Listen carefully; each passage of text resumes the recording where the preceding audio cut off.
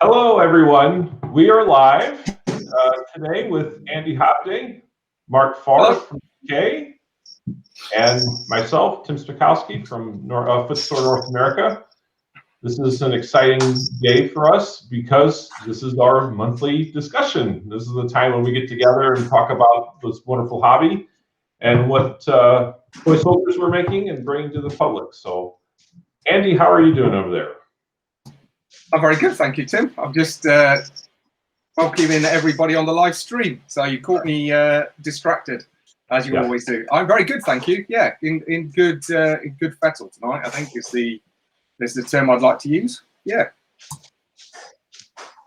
Mark, how about you? Yeah, good. So we've had another busy week, so it doesn't seem to be showing any signs of slowing down, which is great. I can probably tell you the details of what's on every page of the Barnesville rule book because I've shipped that now, and that's really good and exciting. And then obviously you've just launched your Savage Frontier Kickstarter, and that's already going great guns and is funded. So why don't you tell us a bit about that, Tim? Well, first of all, I want to say thank you all for your support. I'm overwhelmed, and it's just wonderful. It's wonderful to be able to fund. I think it was either 39 or 40 minutes. Was really, really good. And this is a passion project. This was a passion project for Glenn Kapheim and myself. And it started we worked on this almost 2 years. And it started with, let's do this pack. And then, hey, let's do this pack. And then let's see where it's going. And then it just grew. And then that came to the idea of, well, let's kickstart this. So, I'm just overwhelmed, literally. And it's neat to see that everyone is liking what we're offering. I want to address one thing real quick for everyone that's listening, especially gamers over in the UK and Europe. Footsore UK is molding and casting, and will be fulfilling all orders for UK and Europe. Yep. And this is a win-win for us because we can offer really good service and get the products out quicker without worries of extra custom duties or anything like that. And shipping and stuff. Yep. I've been asked that a lot, and that's the answer I'm giving. So we better do it. I didn't know we were doing it, Tim. Oh, okay. Well, as of now, we are. As of now, Footsore UK is fulfilling the European side of the I'm joking, everybody. He knew that. I knew.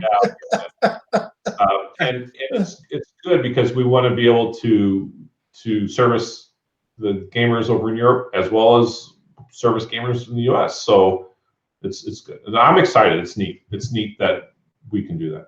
I think it's worth pointing out that we've got like a quid pro quo arrangement between us and the US because we've got our own passion projects that we work on. So, obviously Andy's absolutely bonkers about the Barons War and can't leave it alone. To be honest. And he's been working on that. My big one was Mythic for Mortal Gods because, Trish and I have known each other for years and I wanted to do the monsters and just the whole Jason the Argonauts and that Harryhausen stuff was just fantastic. So that was mine. And Tim's, is Savage Frontier and Moderns. So, if you ask me what I'm interested in, it's all sword and shield stuff, and Andy's quite similar. But Tim's, is the Moderns guy. So between the two businesses, the idea is we send our ideas and our stuff both ways. It gives us twice as much stuff. So that's the whole idea. It was really neat. I was interviewed by Jerry from On Tabletop last week, I think it was, and we're just discussing Footsore and Barons War 3 Kickstarter, which is in March, which I'm excited about. We're discussing, of course, the Savage Frontier Kickstarter. But I said it's really neat that we can offer the range literally from ancient Greece to ultra modern, and that's pretty cool. So, yeah, we've got some gaps in the range, but in terms of time periods, but yeah, being able to go all the way from ancients to ultra modern is pretty cool. Yeah. I am listening, everybody. I'm just answering. We've got loads of people here tonight, more than we normally have, which is fabulous. I'm just trying to answer everybody. Answer the questions, yeah. And we just reached over $12,000, so we've just unlocked the French Leader figure pack, and I'm literally updating that right now as we speak. So. Charles Charange has just come in and said, "Nice shirt, Tim. It is a nice shirt. We told him that this evening. As you noticed, we haven't got one. No, he's not sent us one. And he says we need to add that as an add-on." I was afraid, Charles. I was afraid. I need to figure this out because a buddy of mine who is an ER nurse in California, front lines of COVID, his and his wife have their own printing service. I need to see cost for a lot of them, but yeah. That's cool. That'd be good. That's good. And I'll tell you what I've seen today as well is the battle map that's been done for you, and that's beautiful. I've got a sample of it today, and it looks. Oh, you did? Yeah, and it looks brilliant. So that's exciting. Oh, yeah, Andy's not seen it either. Well, you know, it's funny. I don't have the sample yet. I think it's on its way to me, so I have to wait a couple, at least till next week, you bastard. But with Mac from Geek Villain, probably since around November, December, we started talking about it. Yeah, I like it. Why? The idea is to offer a package. Yeah. You know, here's a table. Here's a war game table. Here's a mat. Yeah, you know, there's all the years I've had gaming, I've done, the playing on the floor with books and bits of cardboard boxes and unpainted miniatures and all of that, and enjoyed all of those games. Fantastic. And when you start out, that's kind of where you start because you haven't got all of the stuff and you want to play and you haven't painted stuff yet. But for me, the pinnacle for me now is if I play on a nice painted board with nice scenery, and both forces are painted as well, and it all just looks lovely, and you just kind of like immerse yourself in it more. Well, it's just really nice. For me, that's what it's all about, gaming. I'm as much into the battlefield as a tabletop as I am figures, so I like to disappear into it. It's really, really important for me. Yeah. And the idea behind that, Matt, is that Savage Frontier, the whole idea and the rules themselves are about fighting small skirmishes in the snow, in the woods. So I didn't, Geek Villain makes wonderful mats and really cool winter mats. I mean, I sell them here on the U.S. distributor for them. I love the mats. Right, mats. So I wanted to offer something so that the mat itself looked like it was inside the woods that has had some trees on top, so it's not going to be completely covered in snow. Yeah. It's got a nice feel to it. I was really pleased with it. It's got that kind of, you always think of like almost like pristine snow and stuff, but when you're out in these forests and stuff, and there's branches dropping and animals and stuff have been through, and there's all sorts of stuff going on. It's not pristine white anymore. Are you talking yellow snow, Mark? I am talking yellow snow. Yes. So the idea is that you can put your trees on top of that mat. Yeah. You can make it, and that mat will be in the rule book to show off pretty pictures and stuff. So yeah, I'm stealing Mark's for Coven. He doesn't know that yet, but. Well, I did think about it. When you said that last month about the Coven, oh gosh, I need some of these figures because that'd be cool. That's fun. I have some samples, Tim. I'll send you some. Yeah, someone's as we've mentioned it. Let's not go on about it, but someone, because it's not really a Footsore project, but I've only mentioned it because someone's asked about it in the feed. Kevin Abraham has asked, dare I ask Andy if he's met up with the fellows referencing Coven could it be a 2021 game, perhaps? I haven't met anybody because we're not allowed to, Kevin, physically, but we meet up every week, and we're working on Coven, and all intents and purposes, it is going to be 2021. But the reason we haven't said when it's going to be yet is there's play testing to be done, and I don't want to give a date and then we bump it. But we're desperate to release it this year. So, but more about that. I'm not avoiding. You know, it does feel a bit like I'm avoiding the question, and it's because I don't have an answer. But we wouldn't have created the Facebook group and had it all up there if we weren't serious about going live soon. It's out of our normal circle of people, so it's a different project. So and everybody brings different things to the table. So whereas, say, you know, Andy and I have known each other for like ever, and obviously we've known Tim now for a few years, and we know that we can have a conversation and we know what's going to happen. With a different group of people, it's a first time for us. So, you know, we're all learning. So Coven's not, it's not a Andy Hobday Paul Hicks project. It's not a Footsore project. It's not a Tim project. It's completely outside of that. Yeah, and it's something totally different to what we've normally done. It's something that is we want to get really right, and we're very excited about it. So there's more to it. So if you're interested in Coven, go and, I know it's frustrating, go and join the Facebook group, follow what we're doing. We're starting to add more. There'll be more info on that. Okay? Let's move on. Let's move on. It's coming.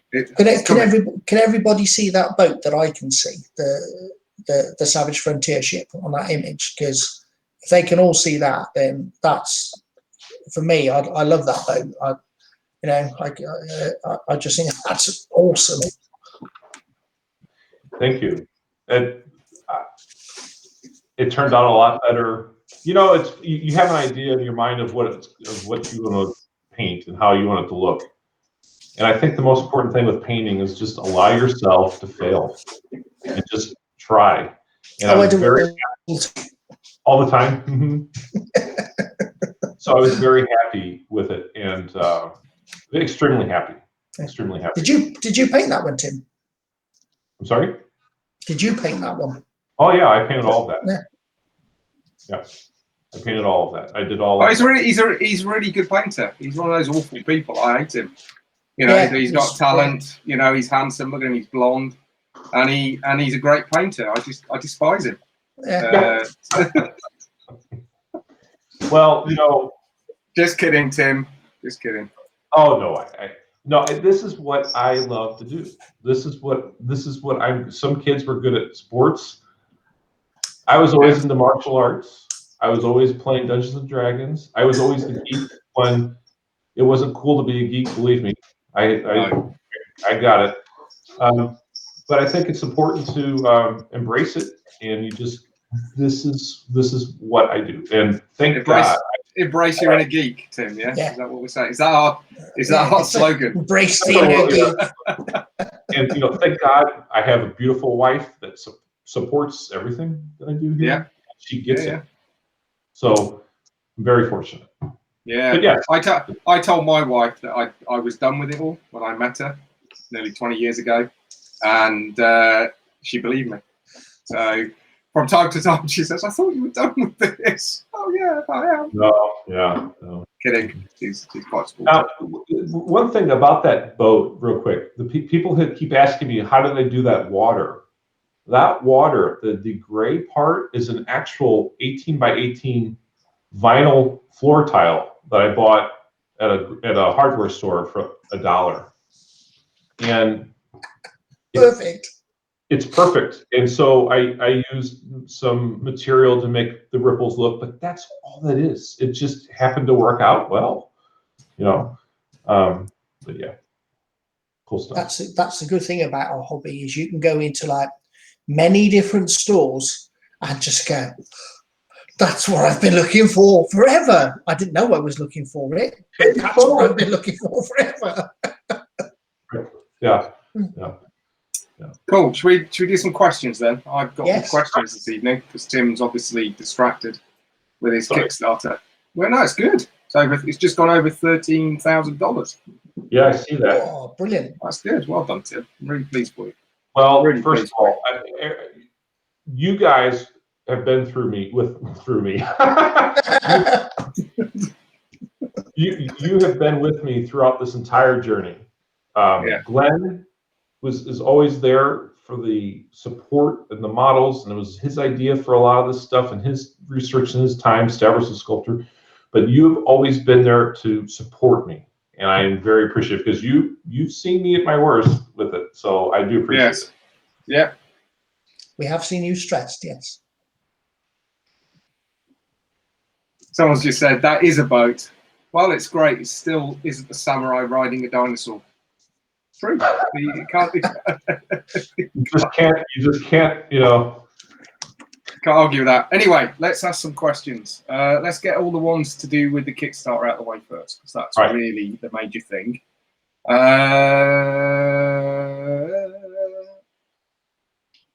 Here we go. Just a couple of questions about rules. Any idea or ideas on rules?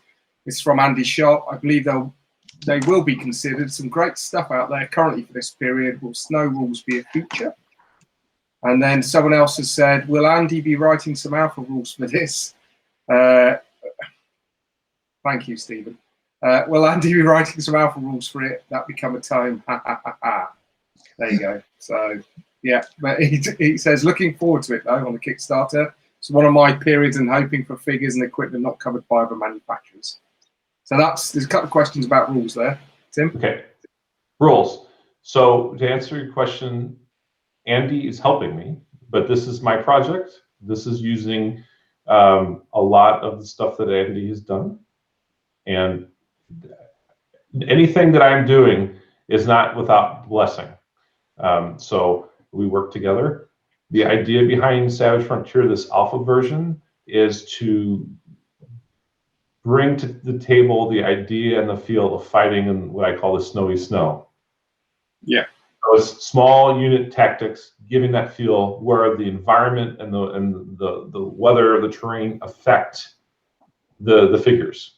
We talked about, I think Andy talked about how, the terrain is a big thing, and it gets in your head and you go, okay, this is it. That's the idea that we want to bring to this. So I don't know if I answered. I think yes. I think there is going to be some rules, isn't there, Tim? We're going to take. This is what you're saying. We're going to take stuff that we've worked on, add black powder to it. It will work very similar to what we normally do. It will have snow. Take the terrain and the snow into account, and it's going to be for small skirmish games. That's yes. And brilliant. The figures themselves, especially the sleds and even that boat, will be part of scenarios, and there will be rules for those, so that you can actually take these sleds and use them in the game. So that's the idea. Yeah, Glenn's just popped in and said, historical kill team. I think that's a great good analogy. Good analogy, of what it's going to be, which is good. Someone said, shame there isn't a grizzly bear model. Not yet. Not yet. Not yet. There might be. Wait and see what happens. Right. Couple of questions around postage. We kind of covered that already, haven't we? Any idea of what postage will be like to the UK? Is it coming from Footsore America or from the UK store? And someone else has said postage to UK ? Which is my old friend Kieran Slater. I have to put a shout out to him. He's still getting me in trouble after all this time. But more about that later. So the idea is so as many of you will know, postage around the world has gone bonkers, absolutely bonkers, because obviously with COVID and stuff, there's not as many planes flying, there's not as much happening. Postage has gone crazy. The UK's Brexited.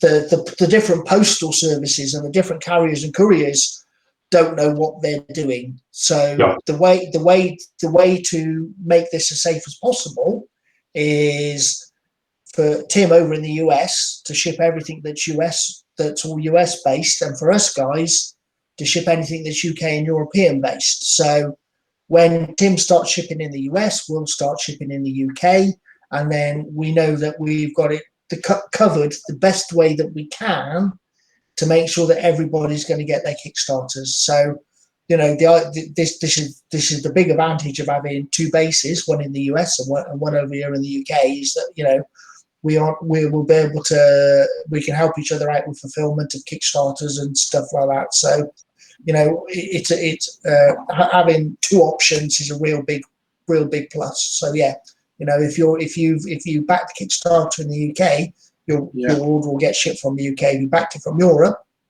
it'll get shipped from here. If you backed it in the US and we ship it, something's gone horribly wrong. It should have been Tim. Yeah. Yeah, I've had my stories with the post office here. It's just crazy. Talking about shipping though, because I'm going back as we're looking at this. We've had another question about shipping into Europe from the UK, and let me just find exactly what it said, because it's a hot topic at the moment. Yes. There you go. Yeah, it says, I'm also interested in your question. Shipping from the UK is sadly not a win-win anymore. That's from Tony. No, it isn't. You're absolutely right. And Mark and I, well, mostly Mark, because he runs Footsore in the UK, but I'm trying to help him with this. We're looking into options that we have around this. I think what will happen come July is that we, as a business, Footsore as a business, needs to register in all of the European countries that we ship to, and we will then, and this is as in all UK companies, will then charge tax at the point of sale based on the country they're in, and that will come in July. So the idea then will be that the people who are ordering won't have to pay any tax and admin fee, which is the worst thing, which is I believe just couriers just acting like absolute pirates at the moment. Well, they're proper highwaymen, aren't they? Yeah, they are absolute highwaymen over all of this, which is outrageous.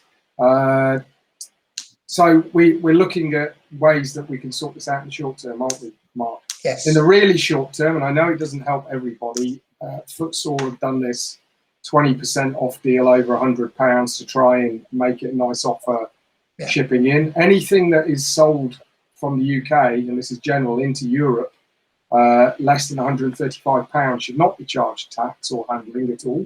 So if you're being charged that, then you're being ripped off, which is what we're being told at the moment. I just think it needs to just all calm down a bit. And I know it's not... it's not the answer. It's not the answer that people want. There is no right answer, is there? There is no right answer at the moment, and we're trying to find a way to work this through, aren't we? And believers, when we say we've got our community's interest at the best that we possibly can, and we will address this in some way, won't we? Yes, because we have to address it, because it can't carry on. Yeah, and well, you know, it will be the people at our level who are dealing with customers and are small businesses and that come up with the solutions, because obviously the people at the top couldn't care less. So you know, we are trying to make it work now, and we're learning all of the time. Yeah, July will become a more of a logical solution, but in between that, we're going to. Yeah, in the meantime, we're gonna see what we can do. So, you know, a lot of the orders that we're shipping, we're trying to send everything out Royal Mail at the moment, because that seems to go through reasonably well. But anybody who places, you know, like a massive order, we normally like to send it courier, because we know it's registered and it's you know, we know it's going to get there. With Royal Mail, we can track it till it leaves the UK, and then after that, it's in the lap of the gods. So we're trying to give that balance between if you place a large order, making sure you get your order.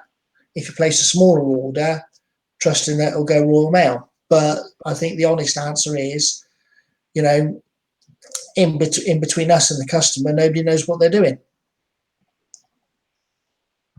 But it'll settle down and it'll make sense. Tony just said he got charged 78% additional cost. Which that's is outright. It's just outrageous. Outrageous. Yeah. There's no excuse. There's no excuse for that. You know. But you know, it's not. Remember this as well. It's not us charging you that. Right. We're not charging you that. It's not. You know, we can only take your order, process the order the best we can, and send it out to you. What your couriers do and what your customs and that do when it gets to your country is up to them. So, you know, we will do absolutely what we can to help our customers, but you might need to push back from your end as well, because, you know, 78% really, you know, where's the justification for that? Distortion.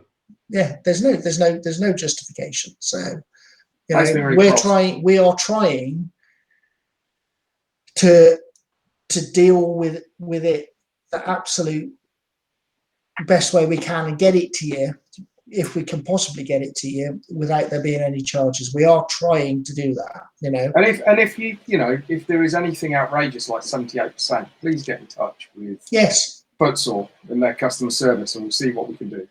Because that's just shocking, you know, and we don't want, well, we can't lose customers, because if we do, we won't have a business. Yeah. Simple as that. And we've spent the last 4 years working really hard to build up our Footsore business. Yeah. And, you know, people are asking about Kickstarters. See, I'm bringing it back, segueing it back in, see?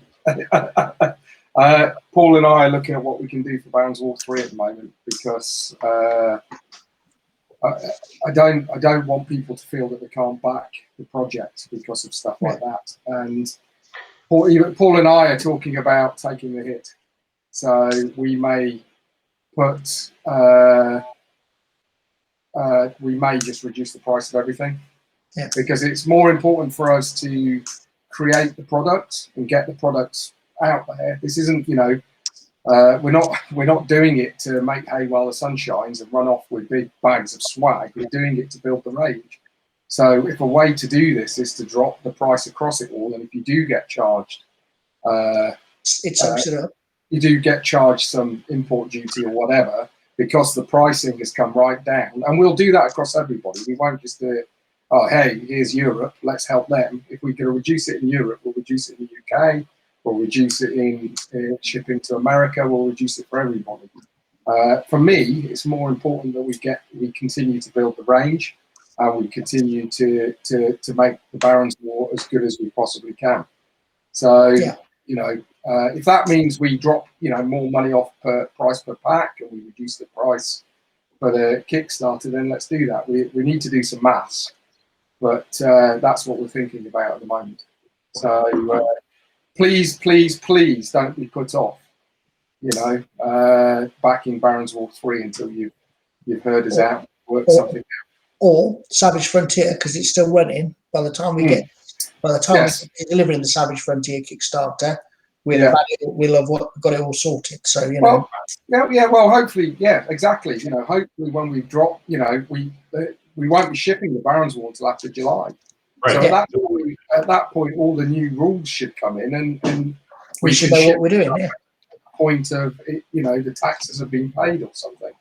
But, you know, look, we're looking, whenever we create anything, game, figures, you know, Kickstarter like Savage Frontier, the Barons War, whatever, we're doing it as a way to, we're doing it for the community. So any decision we make, we'll make it with the community's best interest. Yeah, that's the way that we roll. So bear with us. We'll see what we can do. And you know, we've tried. Well, not we haven't tried. Going back to the discussion in the community, Glenn and I, when we were looking at the figures for the Savage Frontier, we asked, what as a gamer do we want? Yeah. And what can we offer that we wouldn't get crucified for doing something a certain way. So, for example, a lot of people have asked about if snowshoes are part of these figure packs. The figures do not have any bases at all. They will come with snowshoes, and they will also come with 25 mil round bases. Yeah. So The snowshoes are separate, aren't they, Tim?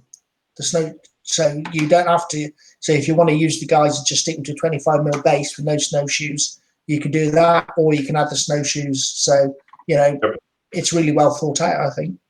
Yeah. And the boat down there is a 2-part boat. So the hull itself is 1 part resin. The cabin is 1 part that comes off. Everything else that you see other than the stowage is metal. I'm sorry, everything else that you see other than the stowage is metal. It's the little parts and stuff, the swivel gun. Why do I have the top coming off? So you can put figures in it and play. Or you can put it in and play. And it makes it easier for casting. That's the very important thing. That's very important. So we're snowshoes for everybody now. Then, if we're making snowshoes separately, we can put them on all the figures. You'll have the mold. Yeah. Gangs of Rome snowshoes.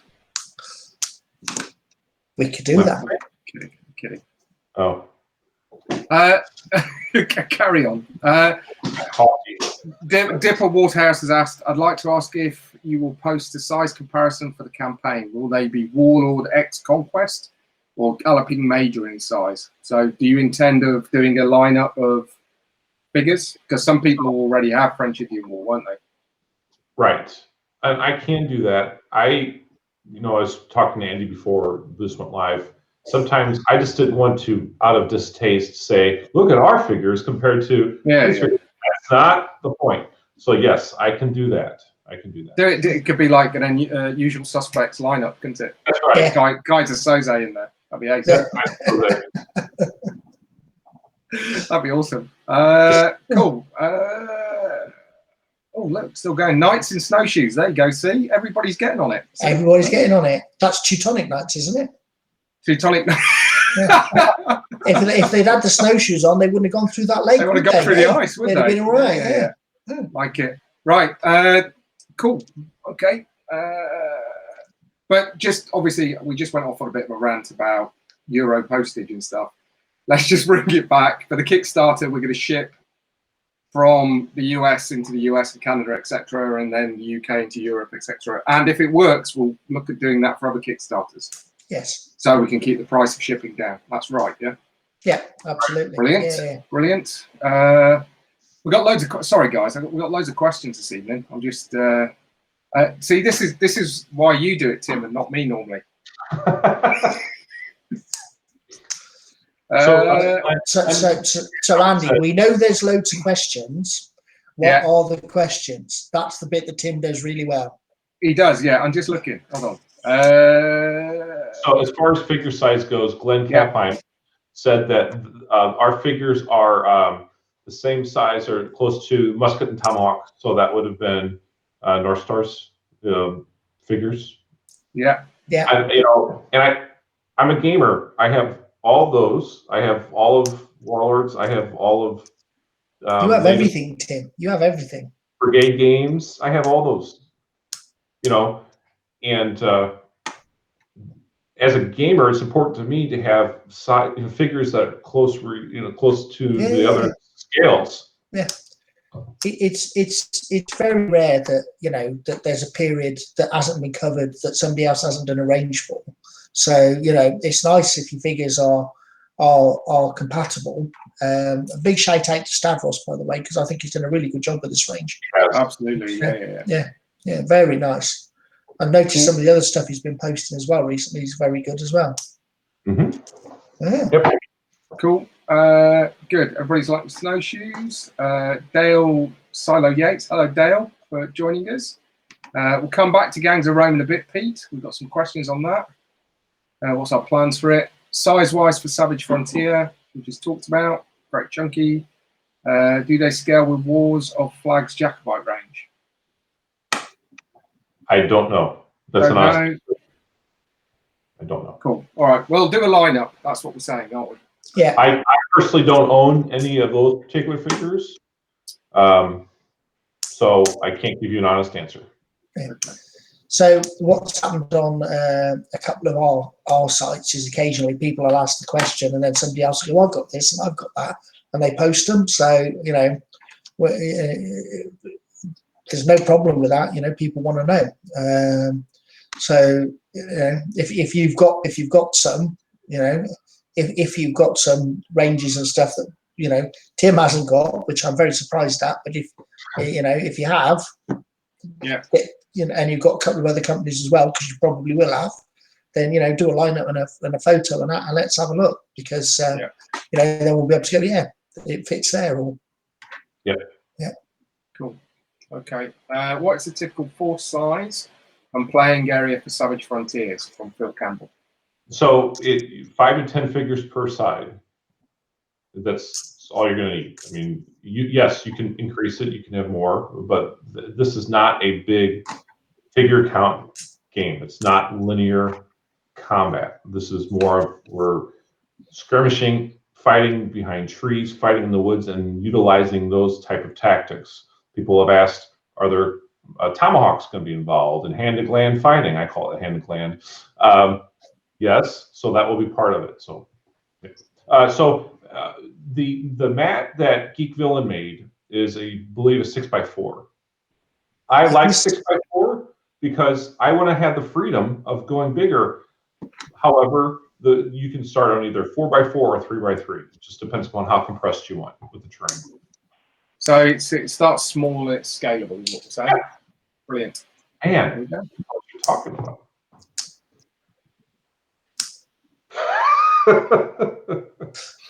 Cool. Okay. Like heroic Black Ops intervention, someone said. Yeah, absolutely. Right.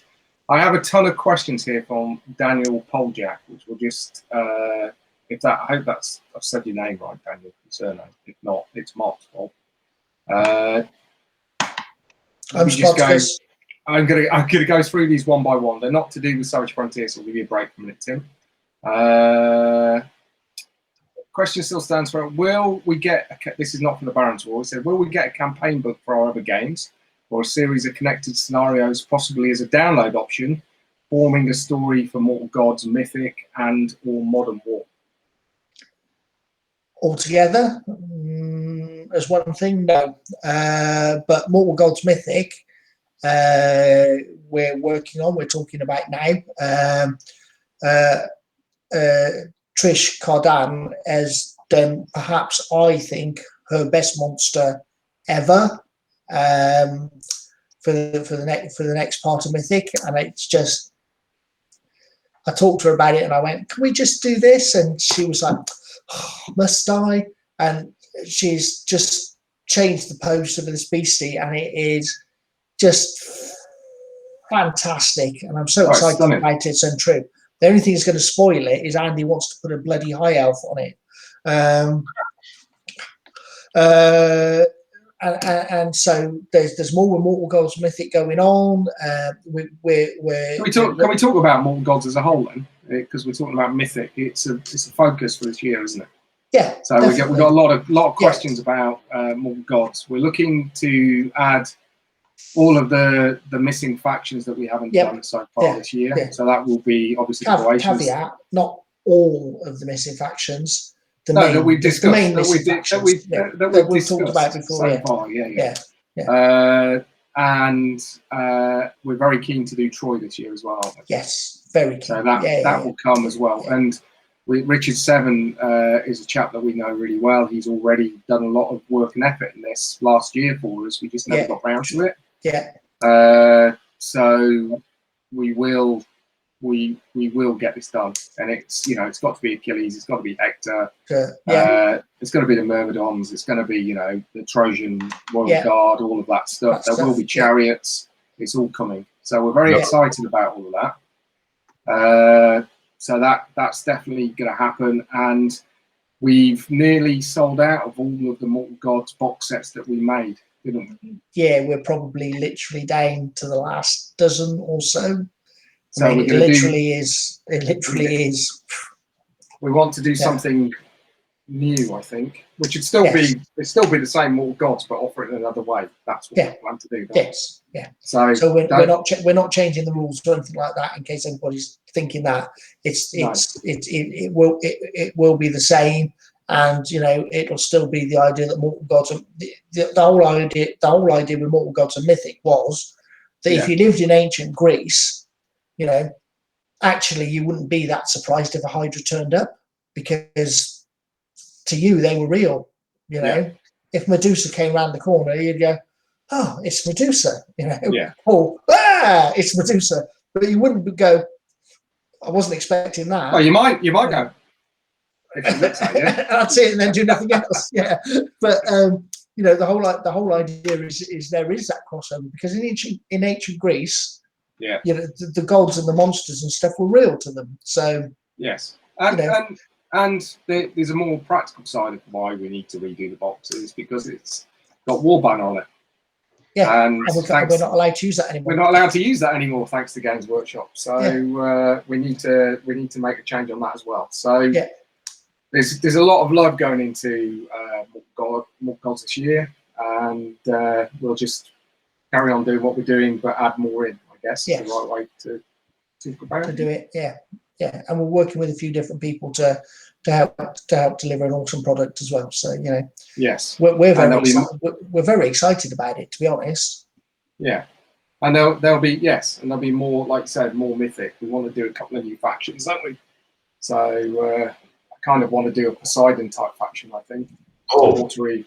Watery dudes, and then we kind of were talking about some sort of what's his name, the Smith god. Hephaestus, is it? Or Hephaestus, if you live down in Cornwall. Hephaestus, who made all of the, all like the clockwork, like Talos automatons and stuff. Yeah. So we'd like to do that. I think is the next two. So yes, there's a lot to do for Mortal Gods, and it's continuing to go to be very popular, isn't it? Yeah, I mean, it seems to have developed legs, and it's it's a really popular game, and people are really passionate about it. So, and it's a very nice system. It's easy to get into, it's easy to play, but there's a lot of depth to it, and it's really good fun. And when you start adding in monsters as well, it gets a whole lot more fun. So, yeah. So all good. So that's definitely lots on that on Mortal Gods. And going back to the original question, it will have a campaign setting. We want to have campaign rules, so it will definitely happen. And I'd love it that you'd be able to create your own heroes, your own like the low cost, and they can bring them through from game to game and play campaign games. So like having your own version of the Argonauts. Yes, that kind of thing. So we are looking to do that. Tim, can we expect to see a similar expansion for Modern War? Probably leaning more towards a sci-fi direction. So, for example, there could be a scenario with a crashed UFO-like weather balloon in Roswell, or a jungle scenario with a translucent predator. I wonder who that is. As one of what I feel most complete, well-rounded systems, it's been a bit quiet around Gangs of Rome. Come back to Gangs of Rome in a minute. This is all Daniel, by the way. He threatened me with violence if I hadn't asked those questions. Today he posted. That's a silly threat. He didn't really. Cool. So yes, modern sci-fi stuff. Yep, that the moderns are still being worked on. Andy and I, it's funny, we were just talking about moderns and stuff and sci-fi. So we just So before we went live. Sorry. Yeah. Before we went live, we were talking. Yeah. Oh yes. Yeah.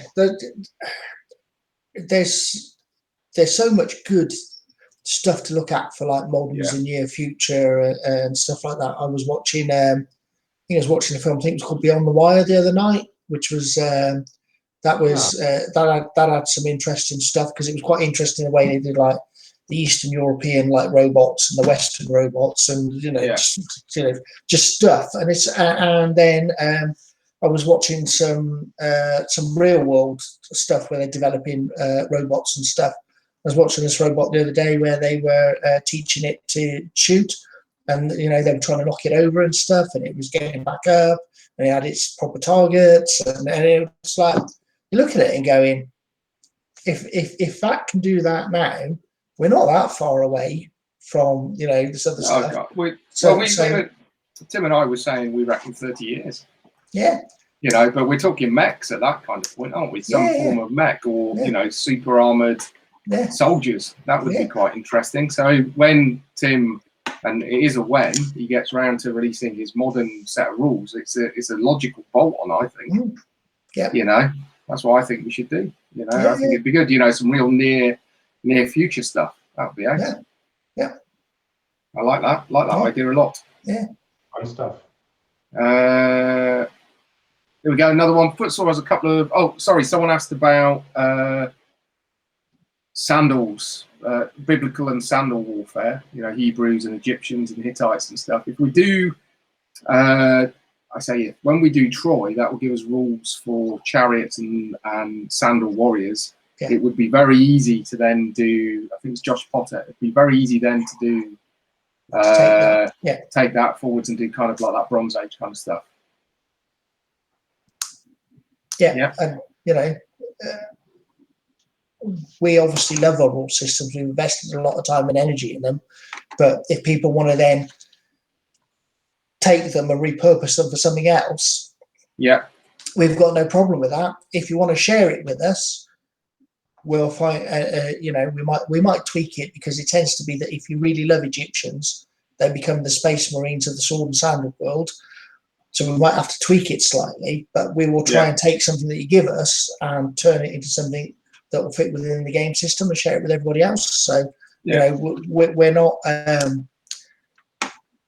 we are precious about it, because obviously we've put a lot of time and effort into it, but we're not precious if people want to use it in the right way and take it off and do other stuff with it. So and share it with us, and then we'll share it out there to the community at large. So at least we'll have more people to play against. It's that thing, isn't it, where we talk about this a lot. We are tiny. I mean, I don't even work for Footsore. Yeah.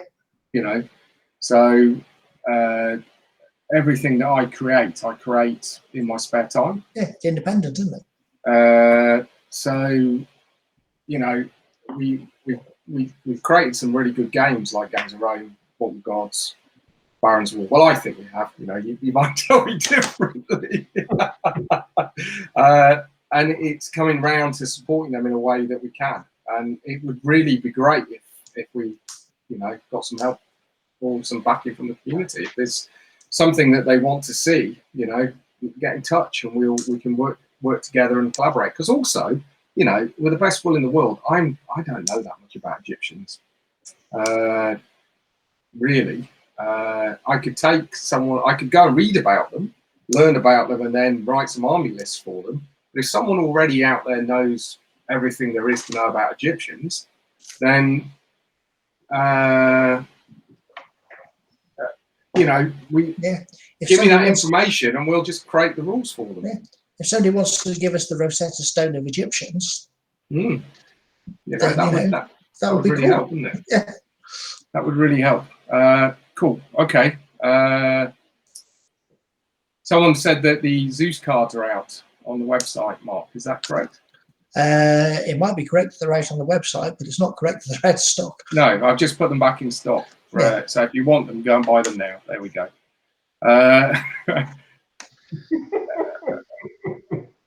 So, sorry, going back, it says for a sort of cooperation with producers like Bitrix, War Games Atlantic.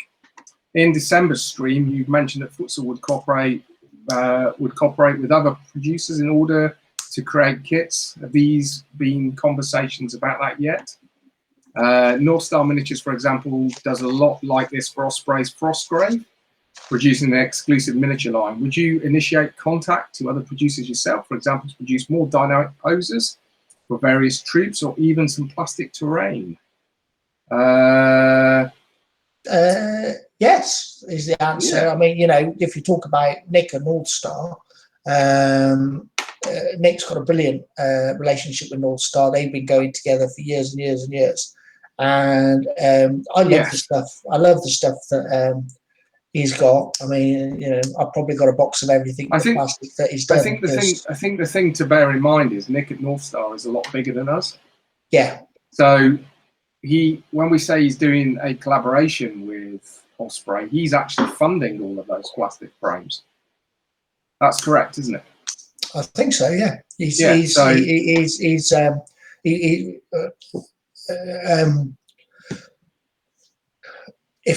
you look at a spectrum of stuff, there's Footsore miniatures, and we're quite loud, and so people think we're a lot bigger than we are. Whereas Nick is, he's quite quiet.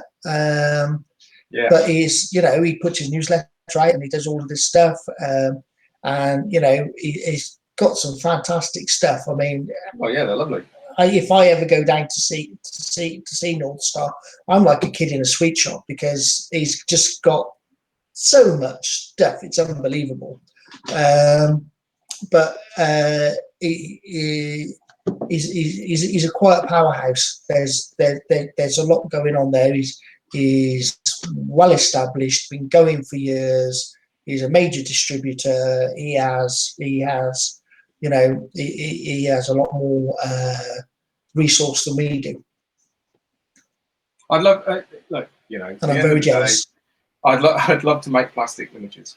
It's something that I look at personally a lot, and one day maybe we will. But it's very expensive to get wrong. Yeah. So I would probably get one go at it.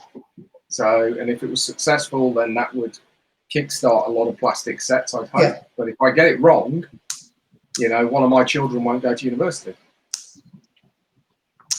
So that's why we need to make sure we do it on the right thing, really.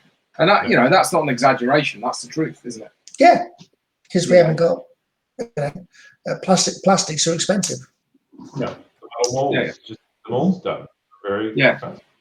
Yeah, it's really expensive. So, maybe we will create a game that we can do plastics for.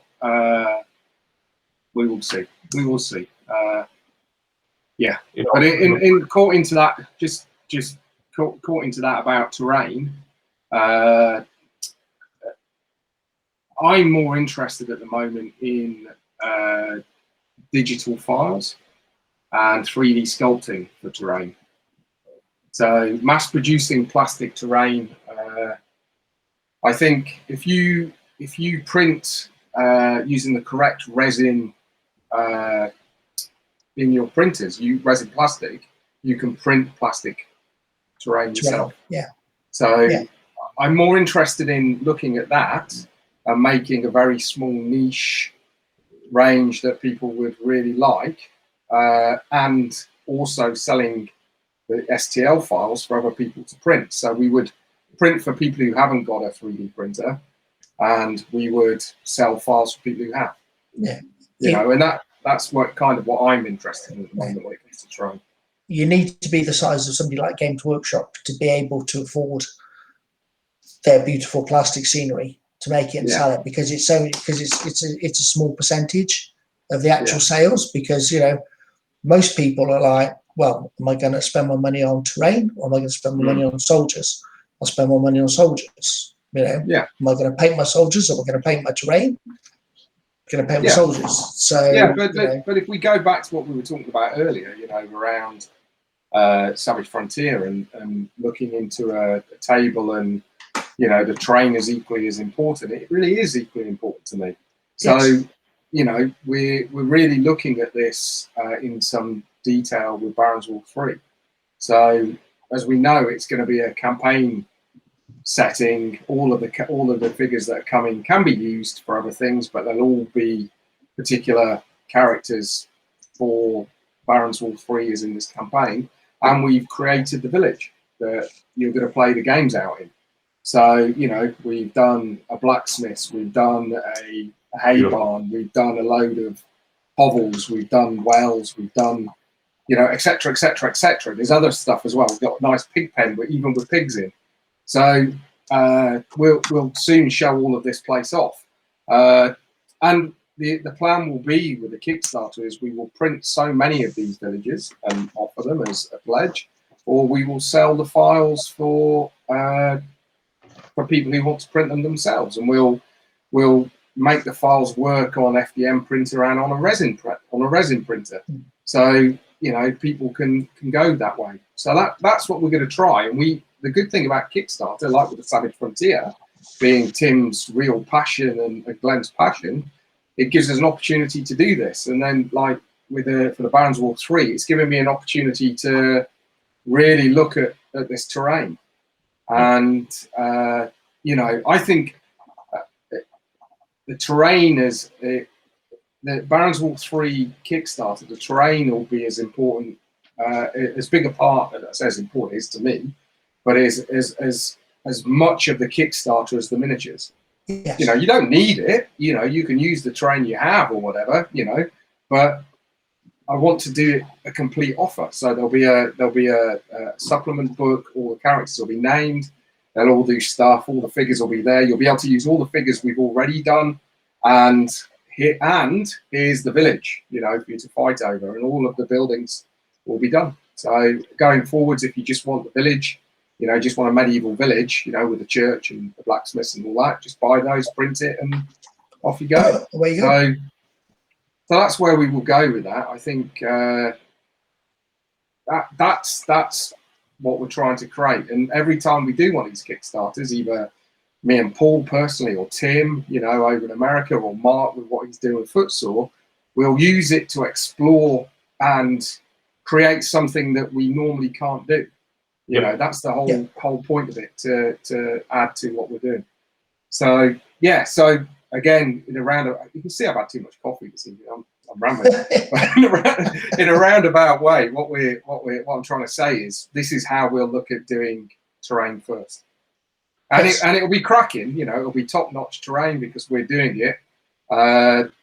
You know, people will be able to get it, print it, love it. And if it goes bonkers and everybody likes it, then we can look at plastic. But for now, we need to find a good way of offering it to the community in a way that works.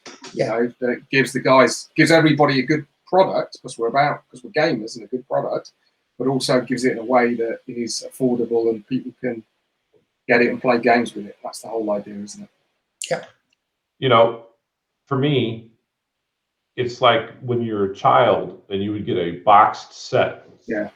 Toy soldiers that came with a mat, came with some plastic barbed wire, or the Fort Navarone set that I think it was Marks did. You know, you have the whole mountain here and all the extra stuff with it. That's what I think of. Yeah. When we're doing something like this.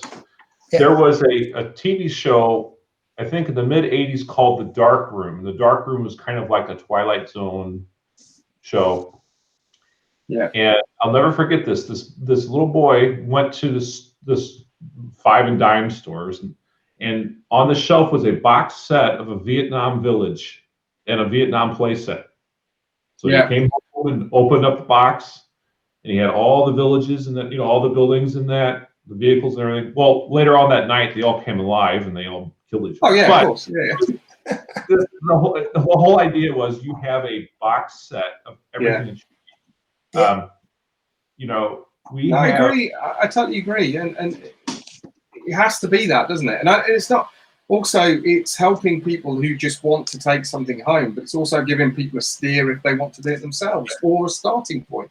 Yeah. You know, it's really, Yep, it's important. Here we go.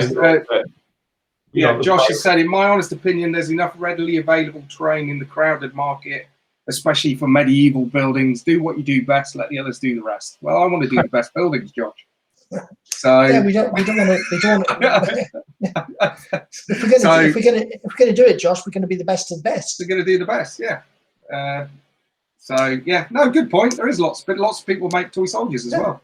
Yeah, and you know, if you've got enough, if like me, Josh, you have got tons and tons of scenery, you know, and it doesn't excite you, then, you know, the miniatures will, because we've started master molding some of them, and they're beautiful. I think, you know, Mr. Hicks again has done a cracking job for this next set. He's, you know, he's, you know, the first two Barons Wall ranges, lovely.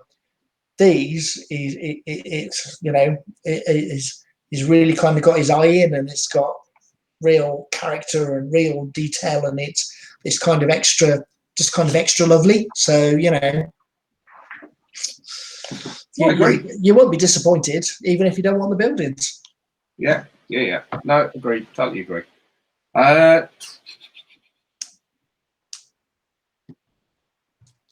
So we'll come back to that in a minute, Pete. I'm just conscious of time. Last one of Daniel's, because I did say I'd say it all. Last but not least, I want to ask if the stream will evolve a bit in its format.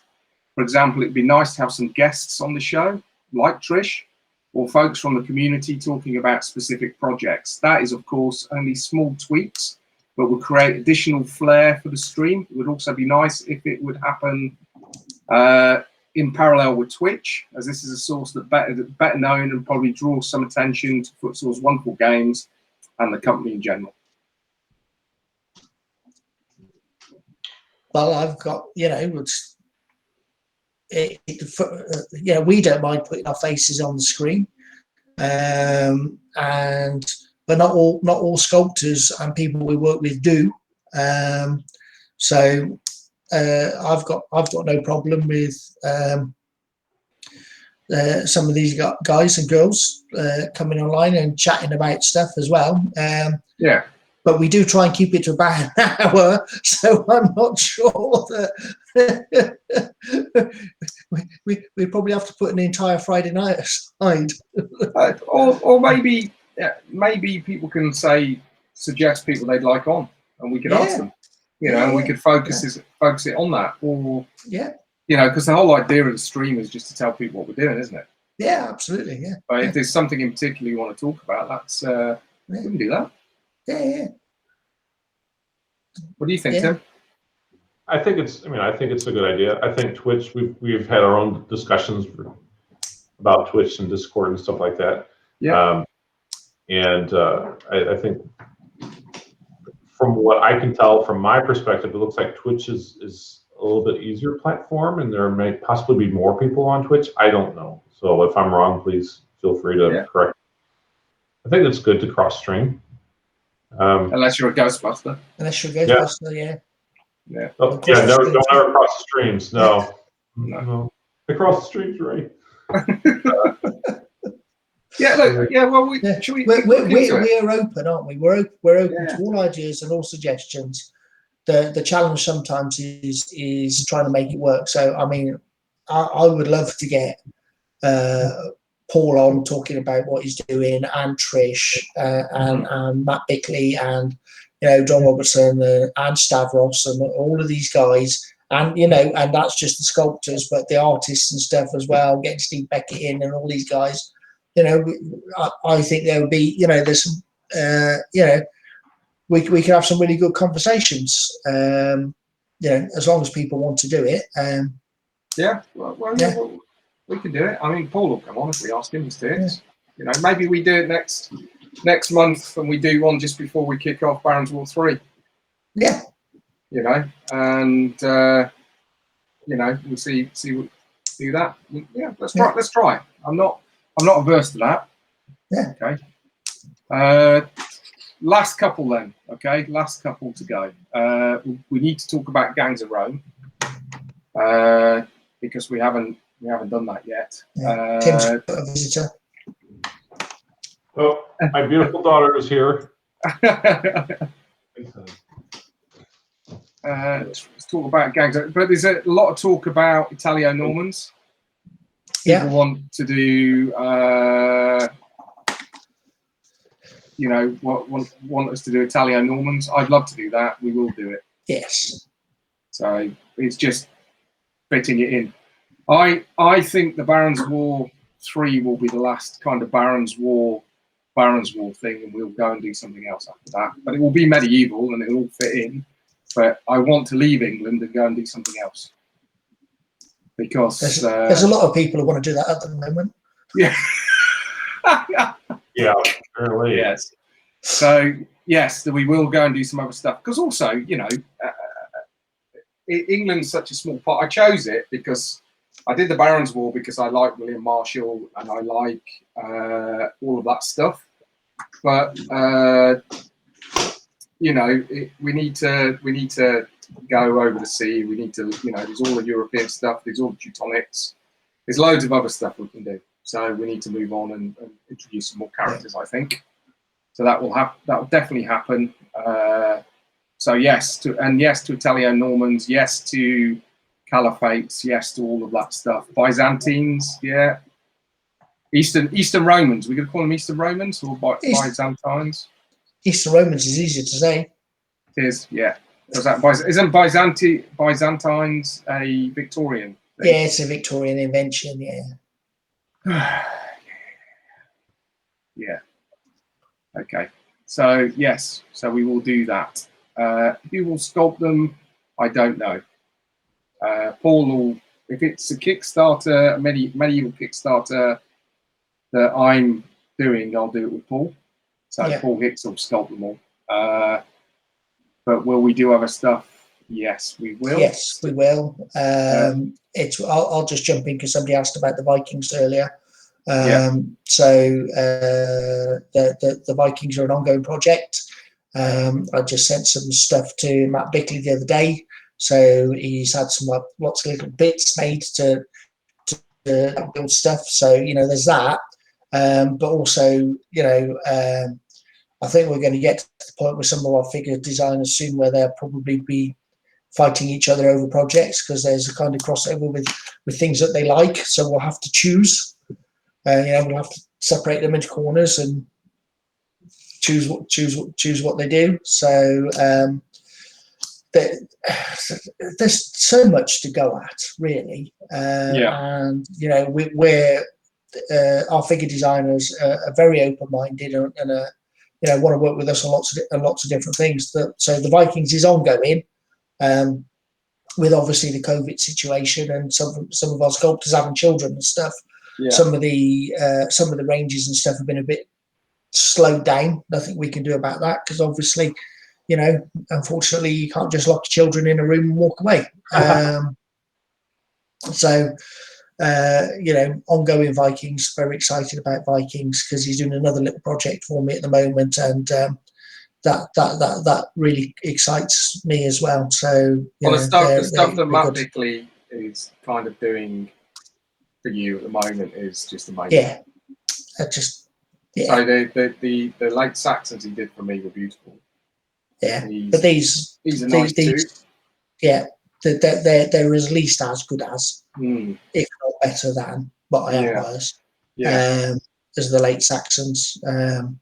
So you might have, people out there who may or may not know that Matt did a limited range of late Saxon Huskarls for us a little while ago.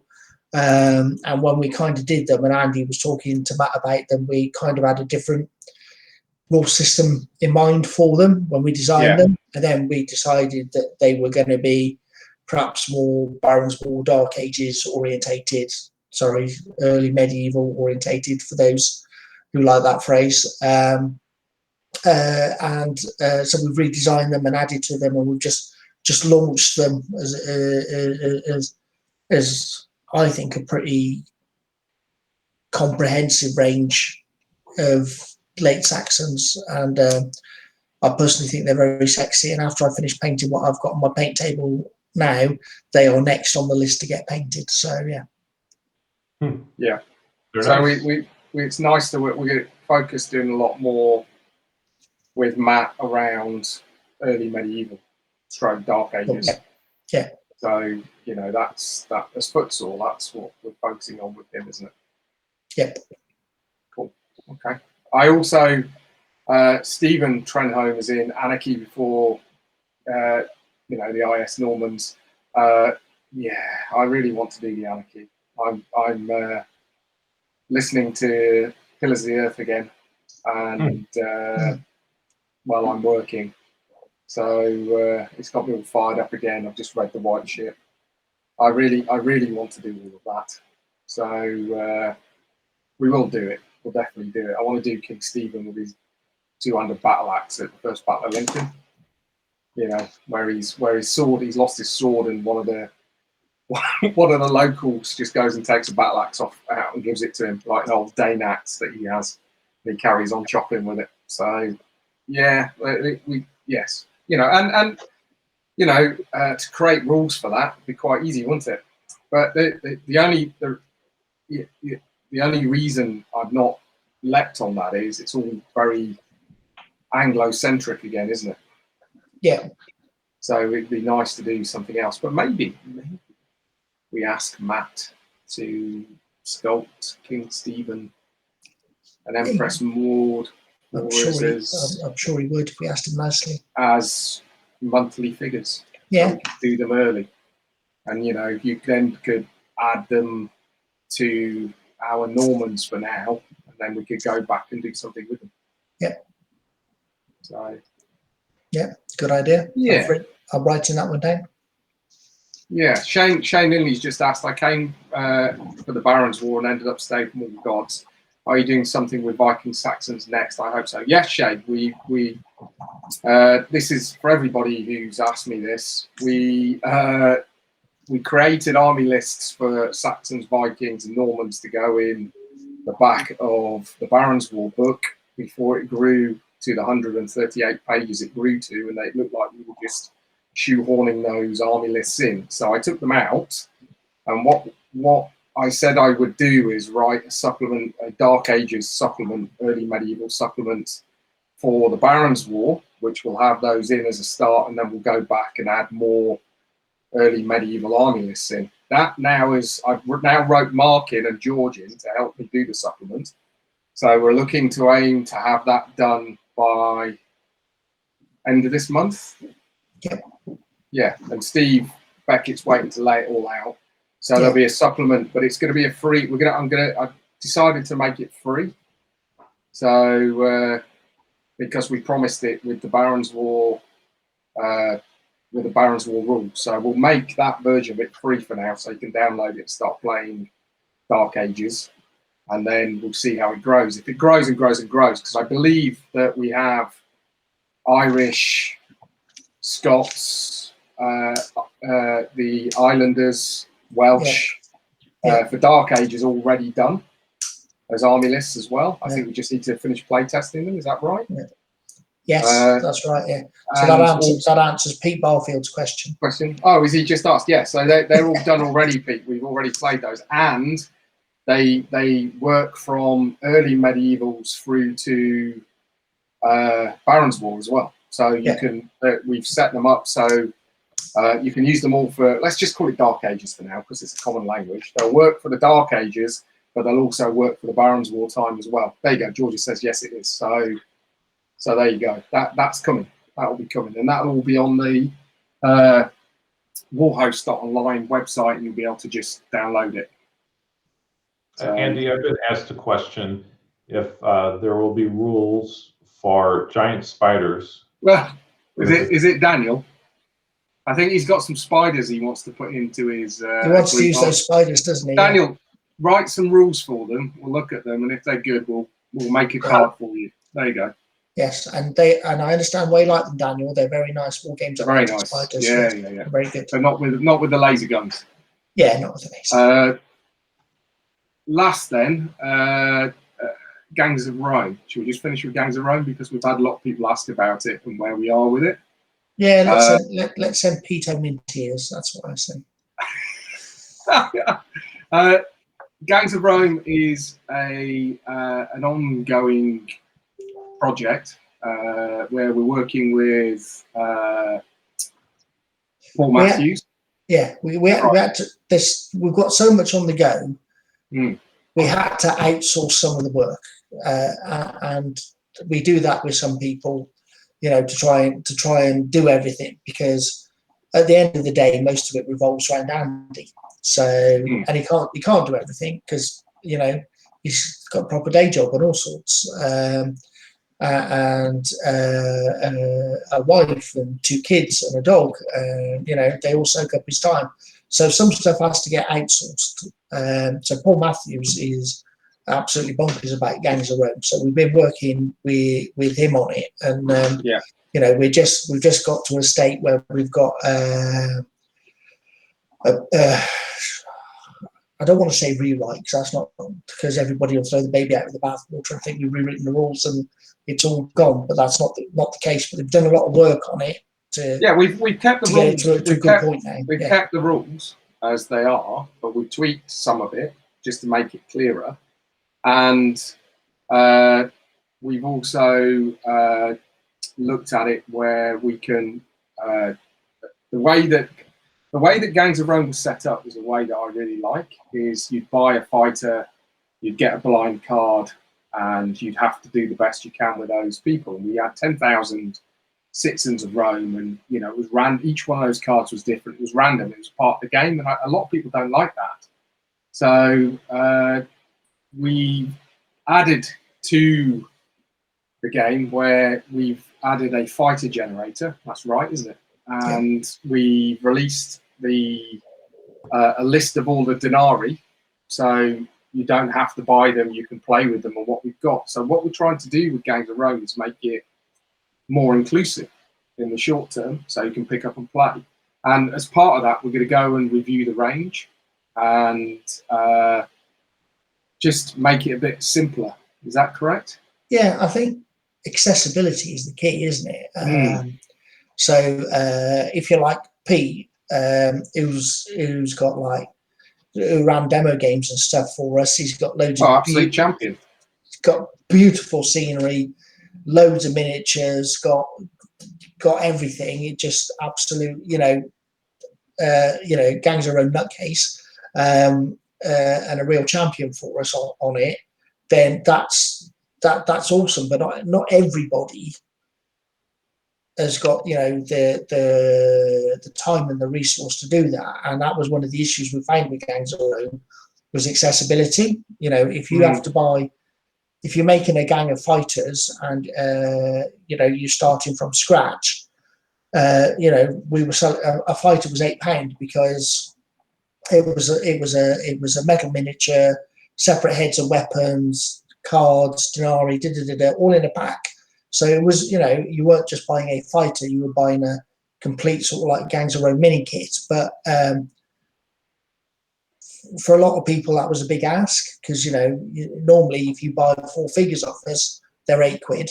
So it was, it was a big ask. And then, we were absolutely stunned by Sarissa and the range of Gangs of Rome scenery they did for us, which was fantastic. And everybody had loads of scenery as well, which is brilliant. But we wanted to also to be able for people to go and maybe just go outside the city walls and do other stuff and fight in more open terrain and do all of these kind of things. That if you had some bits and pieces of terrain, you could still play Gangs of Rome, and then obviously you could invest as you enjoyed it and got into it more. So it's about that accessibility. To get more people into it. So that's kind of what we've been working on, but trying to get the balance right where it still feels like, still Gangs of Rome. So yeah, that's where we are. We're going to revisit Gangs of Rome in April, is that right? Where we're going to review the range and simplify it. But we're also going to release a lot of the stuff that's been written for free as PDF downloads. So because we know we're very conscious that people who play have been waiting, so we want to release a lot. Like the gang fighter generator, like the denarii is available. We'll release the new rules that we're trying. And they're additional. They're not replacing anything. And just so people who are playing Gangs of Rome can have a go, get behind it, and start playing with that, and then and revise the range. I think that's where we are. And you're right, Pete Barfield, campaign rules is what's needed. Absolutely.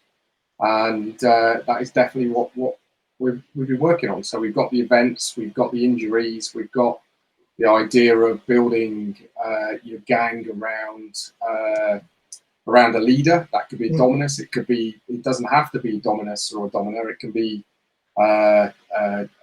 like a merchant. It could be someone who's a dodgy pirate kind of guy coming in, and he's brought his gang in through the docks in Rome, that kind of thing. So this is all coming in.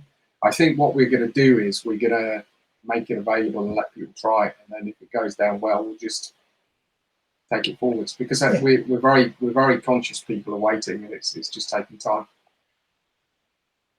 Yeah. So if you're already an existing Gangs of Rome player, there's plenty for you, and if you're coming in new to it, hopefully it'll be a bit more accessible. So yeah, we're really conscious. There's loads of people out there who are dedicated to it and very passionate about it. We want to make sure that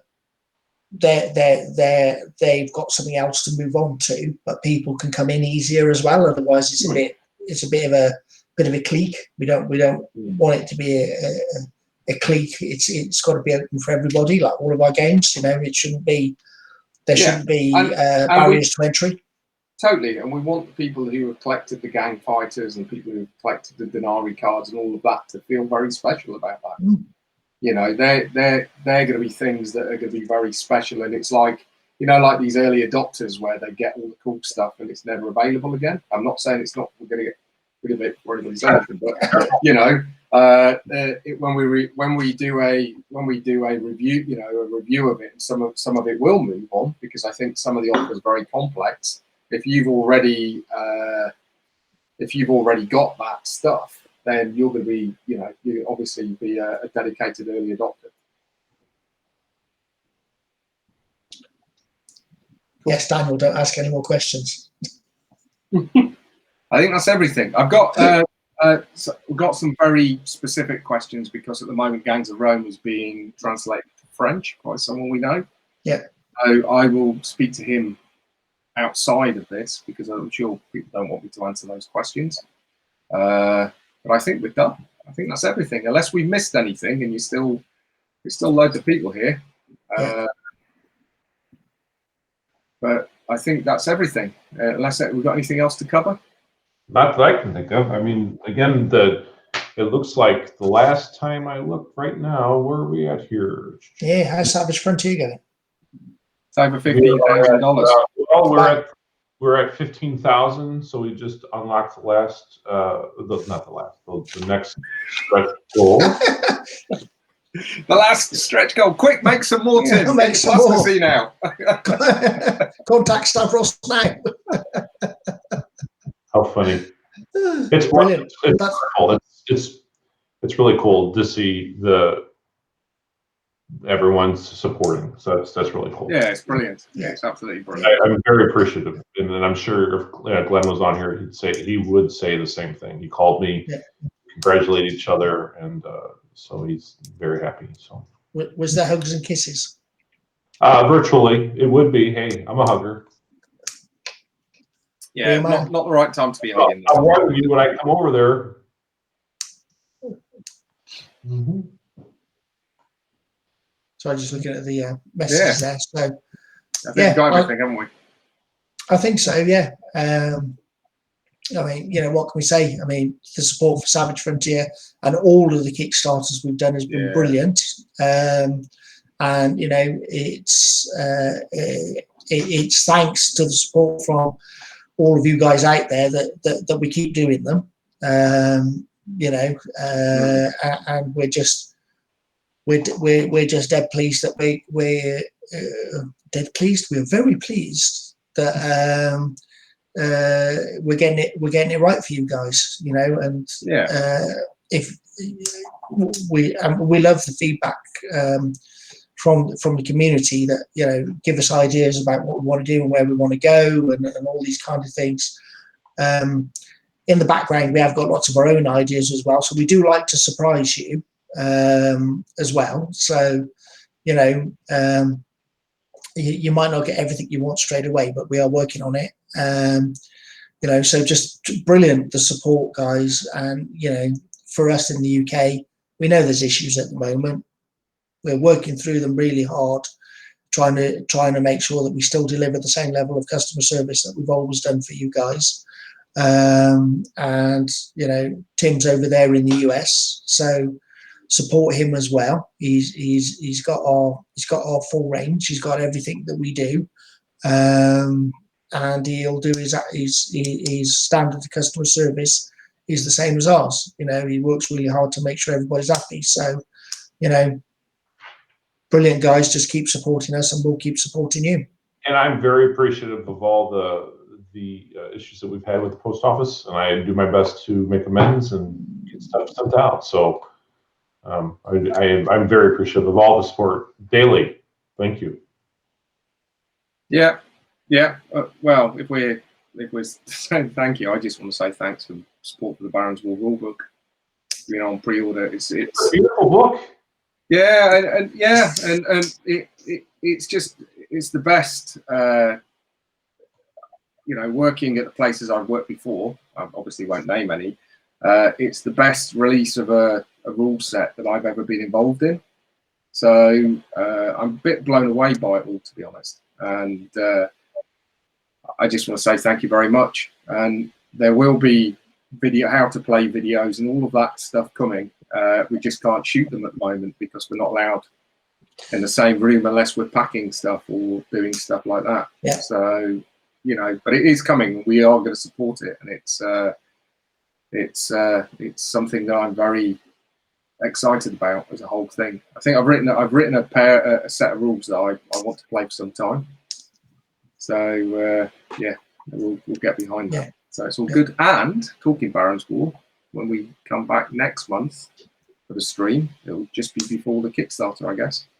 Yeah.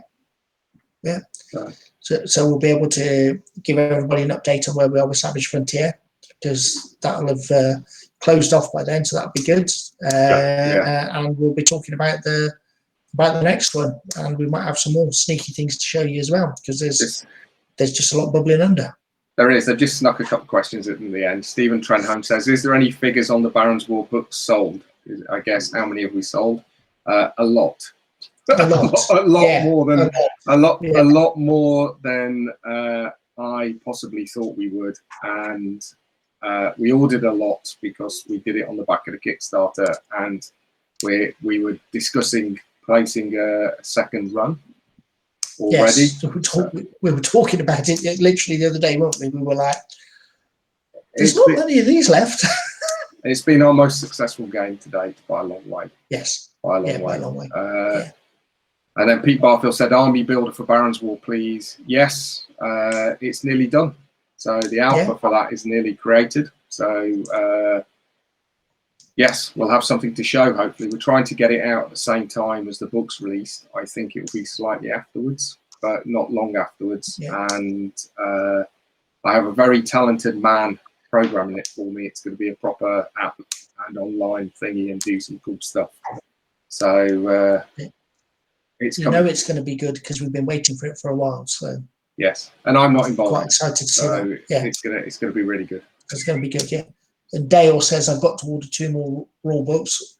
Order them now, Dale, so you get the miniature, the Winchester miniature as well. So because I think that offer's only up to the end of this weekend. Is that right? I think tomorrow. What day are we on? Friday. It finishes Friday. Tomorrow. Tomorrow Yeah. evening for the miniature, and then he'll join the quick. He'll join the range, won't he? But you'll have to pay for him after that. So cool. Yeah. Right. Good. Done. Are we done? Are we all done? Thank you all. Thank you for your support. I think so. Have a good weekend. Yeah. Yeah. Everybody have a good weekend. Stay safe. Catch you later. Bye.